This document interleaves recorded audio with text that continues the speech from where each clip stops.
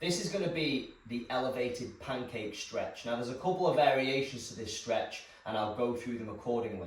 So the higher the surface that you're sat on, the easier it is for you to drop into the stretch. The lower you go, the more flexibility you need and the harder it is. Now I'm sat on a bench. You could use the couch, you could use your bed. Again, if you're trying to push for greater range of motion, you might want to lower it onto something like a little coffee table. Again, it's whatever you have at your disposal. I'm sitting on a cushion because this is quite hard, but just make sure your setup is comfortable before you get going. So you're going to take your legs out into a straddle position, okay, so that your toes are facing up and your heels are pressed into the floor. And the big thing about this is I want you to maintain, like quite a lot of the exercises, an anterior pelvic tilt. So we don't want to rotate posteriorly with the pelvis, we want to rotate anteriorly. So immediately you can see my chest is up, my posture's proud, and I've got a straight lower back. What I'm going to do from there, and you can hold on to begin with, is I'm going to drop myself forward as far as I can get, maintaining that lower back position. Now I can't see it too well in this video, but you'll see it for me. I'll get to a point where I lose that position and it starts to round.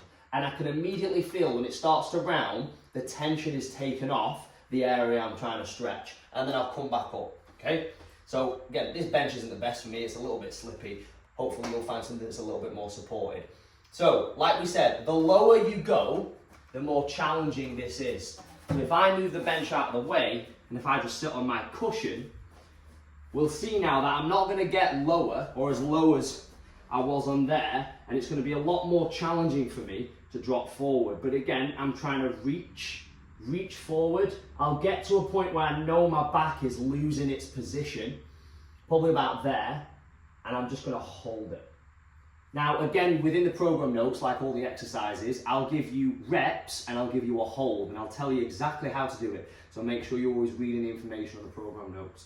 But the big goal with this is to feel that pull in the adductors and the hamstrings whilst maintaining as good as an anterior pelvic tilt as you can. So again, it's either going to be a hold or reaches forward. To finalize, the higher the position of your hips, the easier it will be. Over time, unless you're really, really flexible to begin with, you're going to progress to a lower position, and then you're really making some sort of strength and mobility gains within this area and all through your lower back and hips.